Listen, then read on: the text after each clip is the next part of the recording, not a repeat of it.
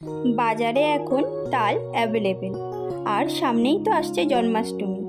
আজ আমি তোমাদের সাথে তালের একটা সহজ রেসিপি শেয়ার করব, তালের ক্ষীর। এইভাবে বানিয়ে তোমরা জন্মাষ্টমীতে গোপাল ঠাকুরকে অর্পণ করতে পারো। খাবারটা বানানো খুব ইজি আর খেতেও হয় খুবই টেস্টি। তাহলে চলো দেখে নিই এই টেস্টি তালের ক্ষীরের রেসিপি আমি কিভাবে বানিয়েছিলাম। এখানে আমি একটা পাকা তাল নিয়েছি। উপরে যে কালো খোলাটা রয়েছে তালের, সেটা হাতের সাহায্যে ছাড়িয়ে নিচ্ছি। এরপর তালের আঁটিগুলোকে আলাদা করে একটা ঝুড়ির সাহায্যে আমি তালের ভিতর থেকে তালের যে মাড়ি সেটা বের করে নেব।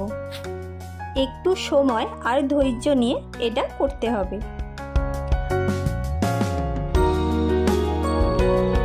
অন্যদিকে আমি এক প্যাকেট দুধ নিয়ে ভালোভাবে সেটাকে 4-5 মিনিট মতো ফুটিয়ে একটু ঘন করে রাখছি।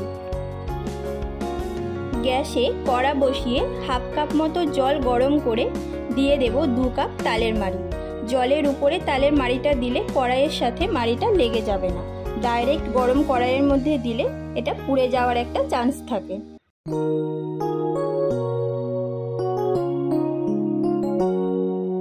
মিডিয়াম ফ্লেমে 8 থেকে 10 মিনিট মতো ভালোভাবে তালের মাড়িটাকে ফুটিয়ে নেব। ফুটিয়ে মাড়িটা যখন একটু ঘন হয়ে যাবে তখন অ্যাড করব আগের থেকে ঘন করে ফুটিয়ে রাখা 2 কাপ লিকুইড দুধ। দুধ দিয়ে আরও 8-10 মিনিট মতো মিডিয়াম ফ্লেমে এই তালের মাড়িটাকে জাল দেব। মিশ্রণটা একটু ঘন হয়ে আসলেই আমরা দেব 1 কাপ চিনি। আমি এখানে 2 কাপ তালের মাড়ির জন্য 1 কাপ চিনি দিয়েছি। মিষ্টিটা তোমরা তোমাদের স্বাদ মতো কম বেশি করে নিতে পারো। দেখো তালের মাড়িটা অনেকক্ষণ ফুটে এটা কমে এসছে, অনেকটা ঘনও হয়ে গেছে, সাথে কালারটাও অনেকটা চেঞ্জ হয়ে গেছে।